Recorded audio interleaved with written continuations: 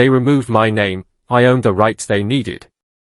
If you've ever been overlooked, betrayed, or had your hard work stolen by someone in power, this story is for you, because what happened to Ethan Carter is the kind of workplace revenge story that proves karma has perfect timing.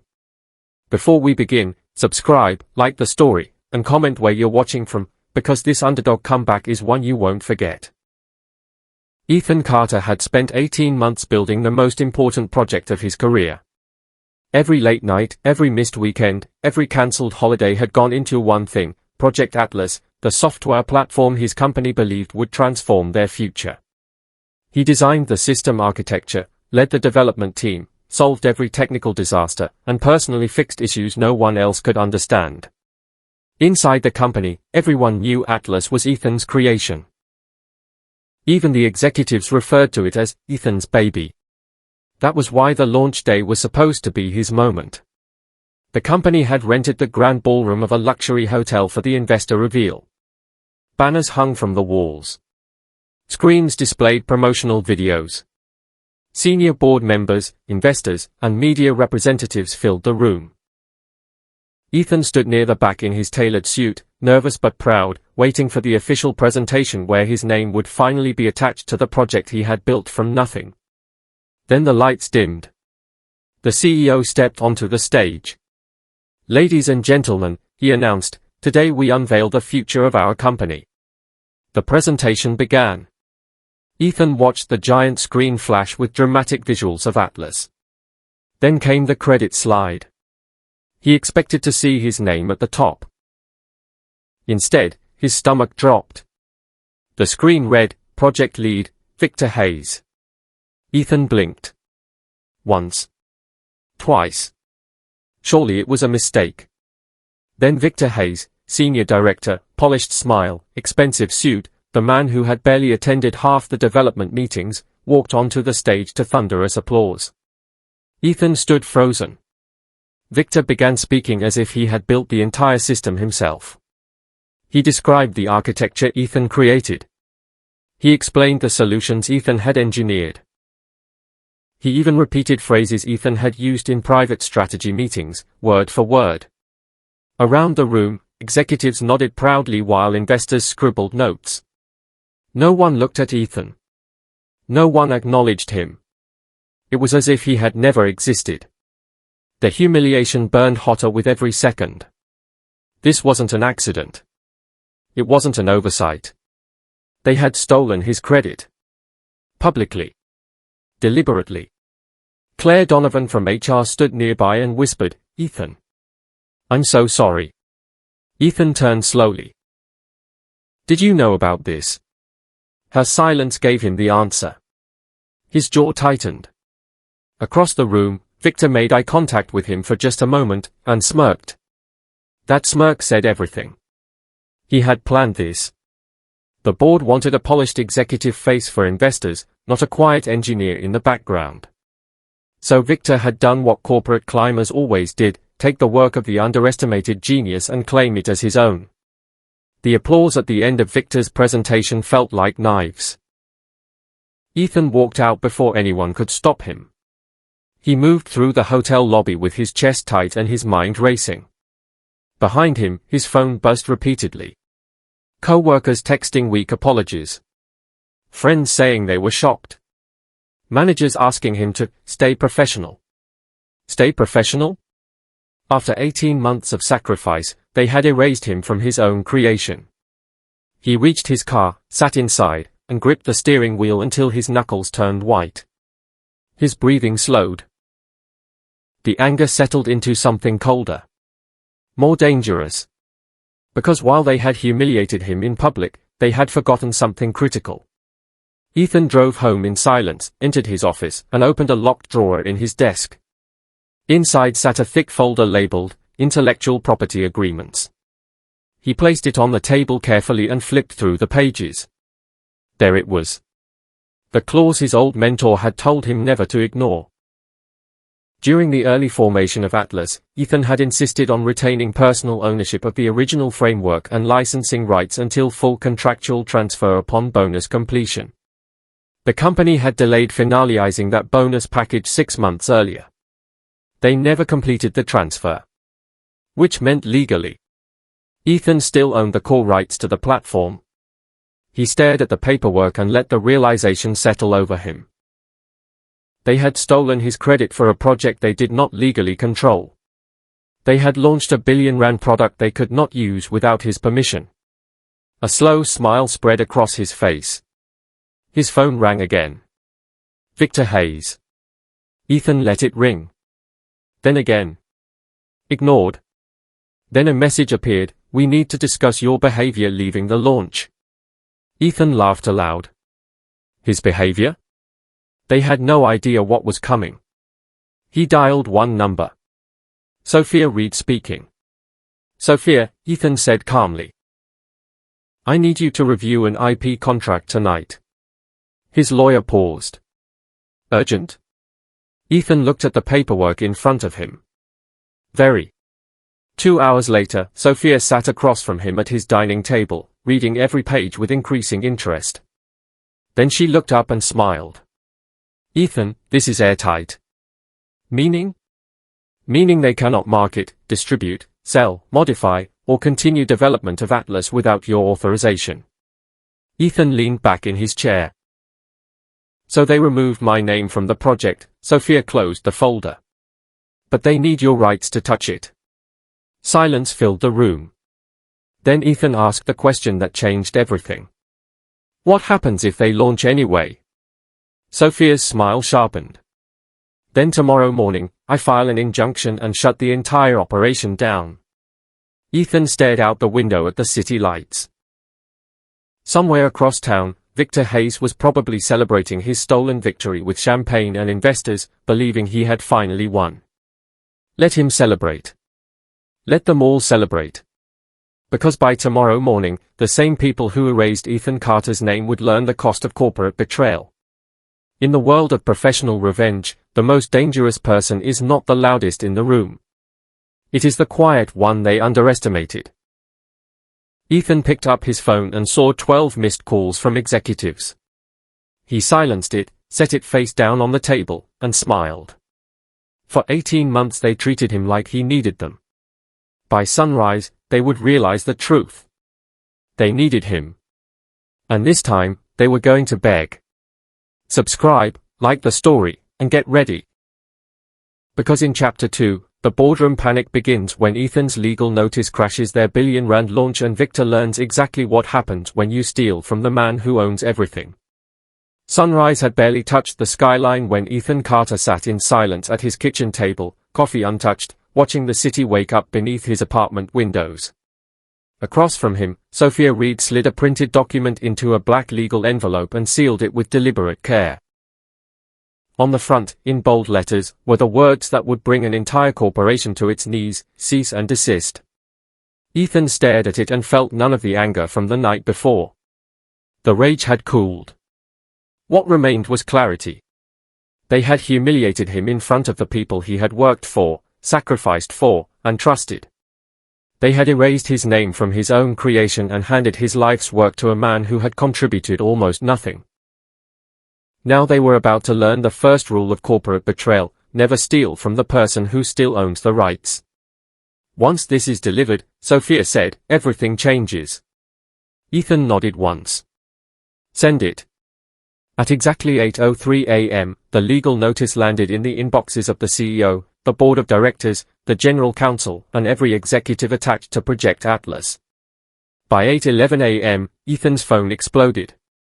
He ignored every call. By 8:20 a.m., the first panicked voicemail came through from the chief legal officer. "Ethan, this has to be some misunderstanding. Call me immediately." He deleted it. At 8:34 a.m., another voicemail. This time from the CEO himself. "Ethan, we need to discuss this before things escalate." Deleted. By 9 a.m., the entire company was in chaos. In the executive boardroom 20 floors above the city, Project Atlas had transformed from the company's proudest achievement into a legal disaster. Ethan would later hear exactly how the meeting went. The board had gathered expecting to discuss investor reactions and rollout strategy. Instead, the company's legal team entered pale-faced and sweating. "We have a serious problem," the general counsel said. "Mr. Carter retains ownership of the platform's core intellectual property and licensing rights."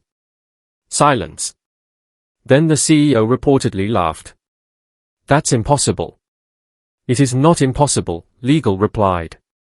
"It is documented. Signed. Enforceable. We cannot proceed without his authorization." Victor Hayes' face reportedly drained of color. "No," he snapped. "He worked for us. Everything he built belongs to the company." The legal counsel shook his head. "Not under the agreement signed during development. Transfer of ownership was contingent on compensation completion. That transfer never occurred." The room erupted. Investors were already arriving for follow-up meetings. Press materials had been distributed. Marketing campaigns were scheduled. Product launch announcements were live. Yet the company could not legally move one step further. They had built their entire future on an asset they did not own. And everyone now knew exactly who had caused it. By 10 a.m., Victor Hayes had gone from celebrated executive to the most hated man in the building. Ethan sat in his apartment, calm and composed, as messages flooded in from co-workers who had once stayed silent while he was humiliated. "I can't believe you owned the rights. Victor is finished. The board is losing their minds. Everyone's talking about you." Ethan didn't respond. For the first time in his career, he understood what real leverage felt like. It was not loud. It was not emotional. It was not desperate. It was quiet, legal, and absolute. At 11:17 a.m., there was a knock at his apartment door. Ethan opened it and found Victor Hayes standing there in a wrinkled suit, tie loosened, sweat on his forehead. Gone was the smug confidence from the stage. Gone was the polished executive image. In its place stood a desperate man who finally understood how badly he had miscalculated. "We need to talk," Victor said. Ethan leaned against the doorframe. "About?" Victor clenched his jaw. "Don't play games." Ethan gave a small smile. "Funny.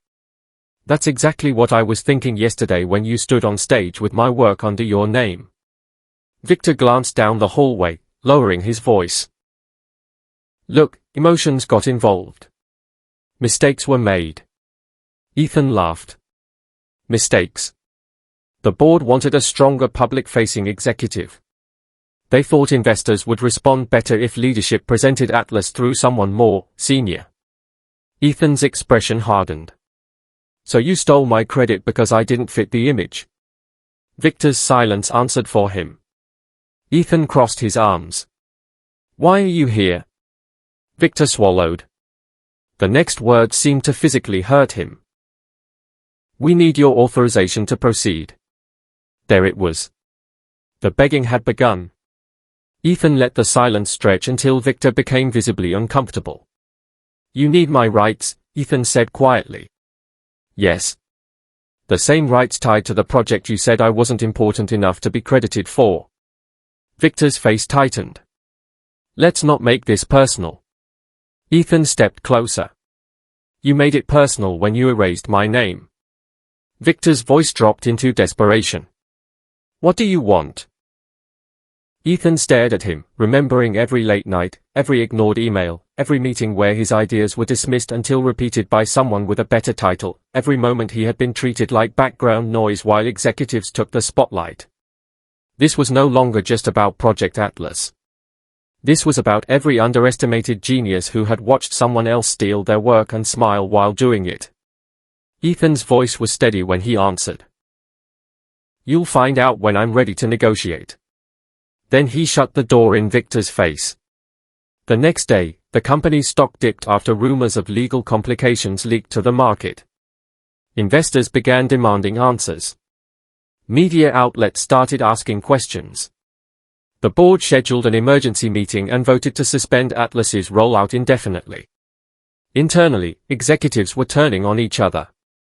Victor was blamed for creating the crisis. The CEO was blamed for approving the credit changes. HR was blamed for allowing it to happen. The same people who had watched Ethan's humiliation in silence were now tearing one another apart to survive. By evening, Ethan received a formal request from the board. They wanted a meeting. Not with legal. Not through HR, directly with him. The quiet engineer they had erased less than 24 hours earlier. Ethan read the email once, then smiled. Because the power reversal was complete. Yesterday, they had treated him like he was replaceable. Today, the entire corporation was frozen because of one signature only he could give. They had underestimated him because he wasn't loud. They overlooked him because he wasn't flashy. They dismissed him because he let his work speak for itself. Now his silence had become the most expensive sound in the building. Ethan typed a short reply, "I will attend tomorrow at 10 a.m. My terms will be presented then." He hit send and placed the phone down. Somewhere in that tower of glass and steel, the people who stole his credit were waiting in fear for the man they once ignored. And tomorrow, Ethan Carter would walk into that boardroom not as an employee, but as the man who owned their future. At 9:58 a.m., Ethan Carter stepped out of the elevator and into the executive floor of the company headquarters. The same floor where he had spent years being overlooked, ignored, and spoken over in meetings by people who understood business titles better than actual talent. But today was different. Today, every eye turned toward him the moment he entered. Secretaries stopped typing. Junior managers froze mid-conversation. Executives who once walked past him without a glance now stood straighter, watching him with the nervous attention reserved for people who suddenly matter. Because Ethan was no longer the quiet engineer in the background. He was the man who controlled the future of Project Atlas. He was the reason the company's billion-rand launch had collapsed overnight. He was the leverage they could not replace. Claire Donovan met him near the boardroom doors, her voice low and tense. "They are all in there. And they are panicking." Ethan gave a calm nod. "Good." She opened the doors. The entire board was waiting. The CEO sat at the head of the polished conference table, his expression tight. Beside him were the company's legal counsel, finance director, senior executives, and at the far end, Victor Hayes, looking like a man who had not slept in 2 days. Every seat was filled except one. The chair at the center of the table, directly opposite the CEO. Reserved for Ethan. That alone told him everything. They were no longer pretending he was insignificant. Ethan took his seat slowly, set his folder on the table, and folded his hands. No one spoke at first. Finally, the CEO cleared his throat. "Mr. Carter, thank you for coming." Ethan looked around the room. "Interesting. Yesterday I was invisible. Today I'm Mr. Carter." No one laughed. The CEO forced a smile that didn't reach his eyes. "We all acknowledge there were mistakes made in how Project Atlas was presented." Ethan's gaze shifted to Victor. "Mistakes?" Victor remained silent, jaw clenched. The CEO continued carefully. "We'd like to resolve this matter professionally." Ethan leaned back. "Professionally? You publicly removed my name from my own project, gave my work to someone else, and expected me to stay quiet while you profited from it. Now that your investors are panicking, you want professionalism." The silence that followed was heavy. No one challenged him because no one could. Legal knew he was right. The board knew he was right. Even the people who had betrayed him knew he was right. The CEO exhaled slowly. "Tell us what you want." Ethan opened his folder. "You want my authorization to use Atlas. You'll get it, under my terms." Every executive in the room stiffened. Ethan slid a document across the table. Term 1, full public acknowledgement that I am the sole creator and original architect of Project Atlas. The CEO nodded slowly. "Done." Ethan continued. Term 2. Immediate reinstatement of my authorship and credit on all public and internal materials. Done. Term 3, permanent royalty of 8% on all Atlas revenue. The finance director nearly choked. 8%. Ethan looked at him. You're free to decline. But then Atlas stays frozen. Silence. Done, the CEO said sharply before anyone could argue. Ethan didn't blink. Term 4, appointment as Chief Technology Officer with board-level authority over all future Atlas development. The room erupted. That's outrageous, one executive began. Ethan calmly closed the folder. Then this meeting is over. Wait, the CEO snapped, glaring at his own team. The room went silent again. He turned back to Ethan. Continue. Ethan's eyes moved slowly toward Victor Hayes. Final term, Victor Hayes resigns immediately and is removed from all leadership roles connected to the company. Victor slammed his hands on the table. This is insane. Ethan met his eyes without flinching. No? What was insane was thinking you could steal my work and walk away untouched. Victor turned to the board desperately. You can't seriously be considering this. But the room had already changed. The same executives who once backed Victor were now looking at him like dead weight. He had become a liability. The polished golden executive who looked perfect for investors had transformed into the reason the company was bleeding money by the hour. The CEO folded his hands. Step outside, Mr. Carter. We need a moment. Ethan stood, calm as ever, and left the room. He waited in the hallway while behind closed doors the board tore itself apart. Raised voices echoed through the glass. Accusations flew. Finance warned of investor lawsuits. Legal warned of catastrophic exposure. Operations warned of launch collapse. And over all of it was one undeniable truth: they needed Ethan more than they needed Victor. 15 minutes later, the doors opened. Ethan walked back in. The CEO stood. His expression was grim. The board accepts your terms. Victor's face went pale. You can't be serious. Enough, the CEO snapped. You created this mess. Victor stared around the room, searching for support, but found none. Not one person spoke for him. Not one person defended him. The same people who had applauded him on stage now sat in silence while his career collapsed in front of them. Ethan watched without emotion. This was not revenge driven by rage. This was consequences. Victor turned toward Ethan, his voice shaking with bitterness. You planned this? Ethan shook his head. No. You planned this when you stole from me. I simply refused to let you keep what was mine. Security entered moments later. In full view of the board, Victor Hayes, the man who had taken credit for Ethan's work, was escorted from the executive floor carrying a cardboard box. Ethan said nothing as he passed. He didn't need to. The image said enough. One day earlier, Victor stood on stage claiming Ethan's creation as his own. Now he was leaving under guard while Ethan took his seat at the table he had tried to keep him from. The CEO extended a hand. Congratulations, Mr. Carter. Effective immediately, you are our new Chief Technology Officer. Ethan shook it once. Firmly. Then he looked around the room and spoke with quiet authority. Understand this clearly. I am not here because you were generous. I am here because you had no choice. If you ever forget my value again, I will remind you. No one questioned him. No one challenged him. Because in that moment, the underdog comeback was complete.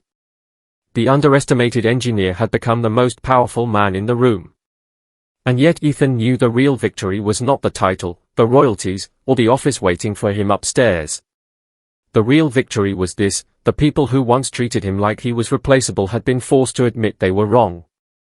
They had erased his name from the project because they thought he needed their approval to matter. But now they knew the truth. He never needed their recognition. He only needed the leverage they were too arrogant to notice. And the story was not over yet, because the public still had no idea what had happened behind closed doors. Tomorrow, the company would make an announcement. Tomorrow, the world would learn who really built Project Atlas. And tomorrow, Ethan Carter's name would be impossible to erase. The morning after Victor Hayes was escorted out of the building, Ethan Carter arrived at headquarters to find the impossible had happened. People stood when he entered the room. The same executives who once ignored his emails now greeted him at the elevator. Managers who had spoken over him in meetings now asked for his opinion before speaking. Assistants hurried to open doors for him. Overnight, the quiet engineer they had treated like background noise had become the most respected man in the company. But Ethan understood something important: respect earned through fear was not the same as respect earned through character. They weren't honoring him because they had changed. They were honoring him because they had learned what happened when they underestimated him. As he walked into his new office on the executive floor, he paused at the doorway. Floor-to-ceiling windows overlooked the city. A polished walnut desk sat in the center. His name was already engraved on the glass outside: Ethan Carter, Chief Technology Officer. Just 48 hours earlier, they had removed his name from his own project. Now his name was mounted higher in the building than Victor's had ever been. The irony was almost poetic. But before Ethan could sit down, his assistant entered. "The communications team is waiting in conference room A. They need approval for the public statement." Ethan straightened his jacket. "Let's make sure they get it right this time." The room fell silent when he entered. The communications director stood immediately. "We drafted the announcement acknowledging your leadership on Project Atlas." Ethan took the document and read it slowly. The statement called him a key contributor and an important technical lead. He set it down. "No," the director blinked. "No?" Ethan's voice stayed calm. "I was not a key contributor. I was not an important technical lead. I built Atlas. Rewrite it." The team exchanged nervous looks. Ethan continued. "You spent months minimizing my work behind corporate language. We're done with that. The truth goes out in full." 30 minutes later, the revised statement was ready. This time it read clearly: Ethan Carter is the creator, architect, and lead innovator behind Project Atlas. All public credit and strategic oversight will now reflect his role accordingly. Ethan approved it with one signature. By noon, the statement was live. Industry media picked it up immediately. Tech blogs ran headlines about the dramatic corporate reversal. Business analysts began speculating about internal turmoil. Social media erupted with reactions. They tried to hide the real genius. Classic corporate betrayal. Underdog comeback of the year. Imagine stealing credit from the guy who owned the rights. Former co-workers began texting Ethan non-stop. Some offered congratulations. Others offered apologies. A few pretended they had supported him all along. Ethan ignored most of them. He had learned that when power shifts, loyalty often shifts with it. By afternoon, investors arrived for a private demonstration of Atlas under Ethan's direct leadership. The same investors who had applauded Victor 2 days earlier now watched Ethan with intense focus as he presented the platform's architecture, roadmap, and long-term strategy. Within minutes, the difference was obvious. Victor had delivered polished buzzwords. Ethan delivered mastery. He knew every line of code, every design decision, every scalability challenge, every competitive advantage. He spoke with the authority of the person who had truly built the system. When the meeting ended, one investor approached the CEO and said loudly enough for the room to hear, "This is who should have presented from the start." The CEO forced a smile while Ethan remained silent. He didn't need validation anymore, but hearing it still mattered. Later that evening, as the office emptied, Claire Donovan knocked on Ethan's open door. "Mind if I come in?" Ethan looked up from his laptop. "Of course." She stepped inside and smiled. "I just wanted to say, watching all of this happen has been incredible." Ethan leaned back. "Messy, too." Claire laughed softly. "Messy justice is still justice." She hesitated. Can I ask you something honestly? Go ahead.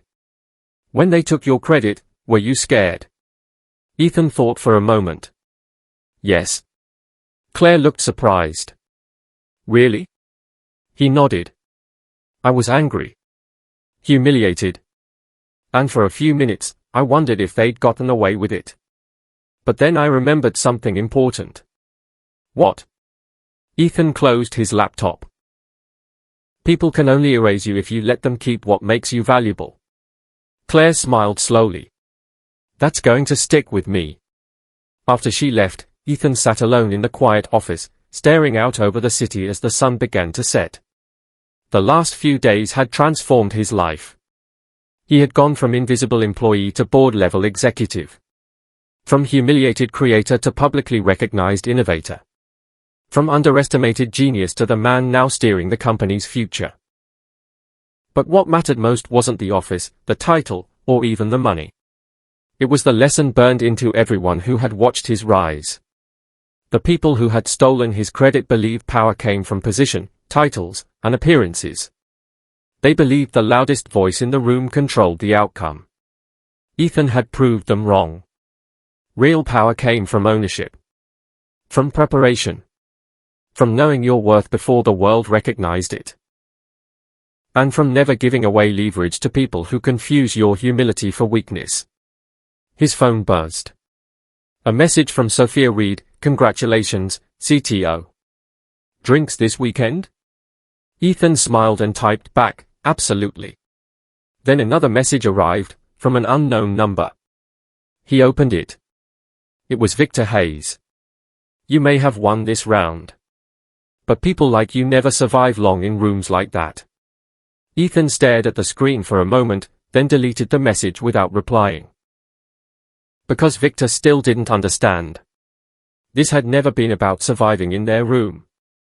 Ethan had already changed the room by walking into it with leverage they couldn't ignore.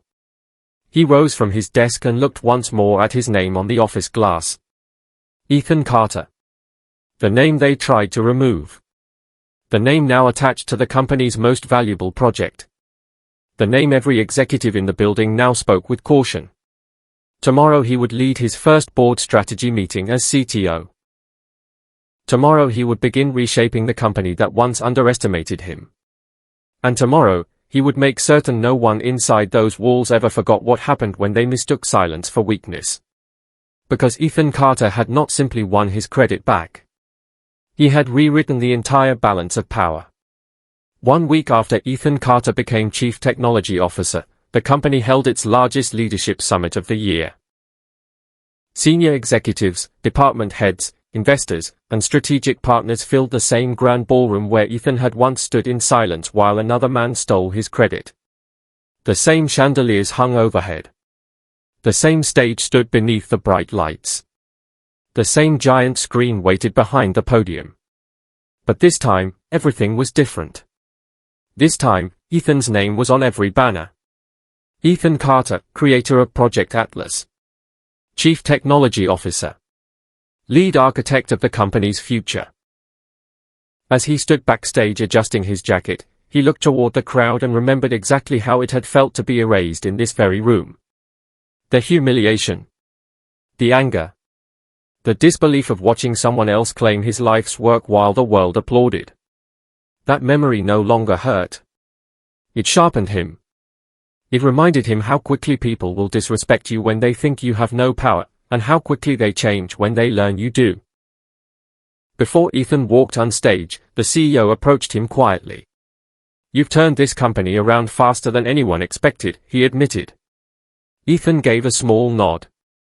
People work differently when they know merit matters. The CEO hesitated. I owe you an apology. For everything. Ethan studied him for a moment, then said calmly, you owed me that before I had leverage.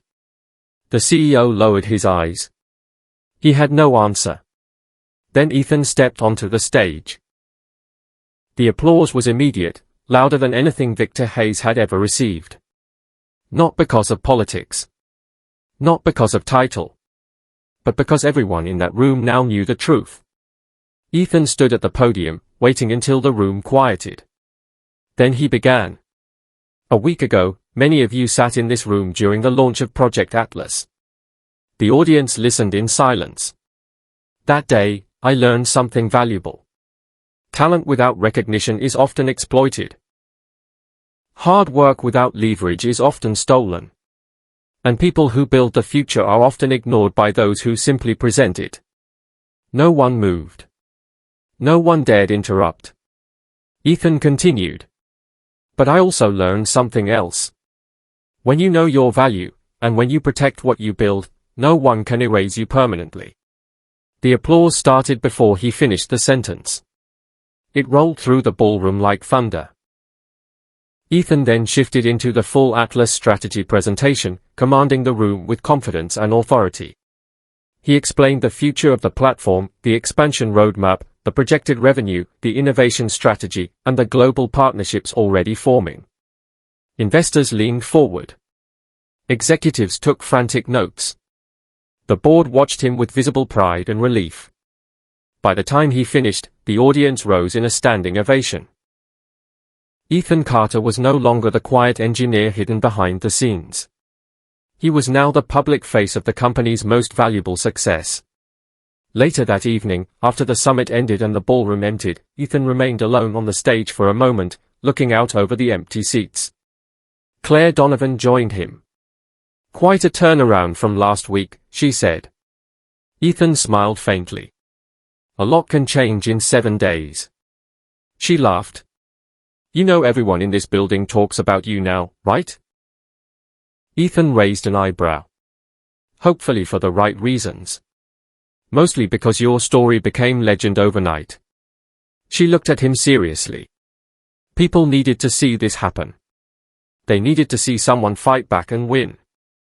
Ethan looked across the empty room. Then I hope they learned the right lesson. Claire tilted her head. Which is? He answered without hesitation.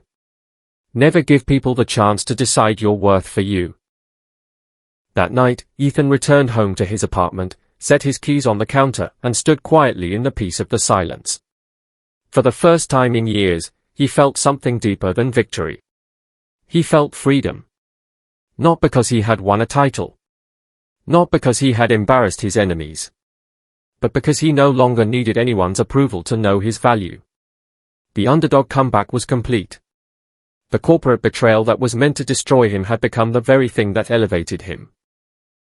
The stolen credit revenge story people whispered about in offices across the industry had turned Ethan Carter into a symbol of professional revenge done right, not through rage, not through sabotage, but through preparation, patience, and undeniable leverage. Weeks later, Project Atlas launched successfully under Ethan's leadership and exceeded every forecast. Revenue surged. Investors doubled their commitments. The company's stock hit record highs. Business magazines featured Ethan in interviews about innovation and leadership. One article called him the quiet architect who took back control. Another called him the executive they tried to erase. Ethan ignored the headlines. He had never chased attention. He had only wanted what was his. One evening, while leaving the office late, he passed the lobby and saw a young junior developer staring nervously at a project proposal in his hands. The employee looked up. Mr. Carter? Ethan stopped. Yes? The young man swallowed hard. I just wanted to say, seeing what happened to you changed how a lot of us think around here. People like me, people behind the scenes, we feel like maybe our work matters more now. Ethan gave him a small smile. It always mattered. Now they know it too. As Ethan walked away, he understood the real legacy of what he had done. He had not only taken back his own credit. He had changed the culture of an entire company. He had shown every overlooked employee, every underestimated builder, every silent contributor in that building that power does not belong only to the loudest voice or the highest title. Sometimes, power belongs to the person everyone forgot to respect. And that was the final irony. They removed his name because they thought he was replaceable. They took his work because they thought he would stay silent. They underestimated him because he was quiet. But in the end, The same silence they mocked became the silence that terrified them most, because behind it stood a man who knew his worth, protected his work, and refused to let betrayal go unanswered. If you enjoyed this story of workplace revenge, corporate betrayal, and the ultimate underdog comeback, subscribe, like the story, and comment where you're watching from. And remember this, they can ignore your talent, steal your credit, and try to erase your name. But if you know your worth and protect what you build, the day may come when the people who overlooked you are forced to stand and applaud while speaking your name. Ethan Carter's name. The one they tried to remove. The one they will never forget again.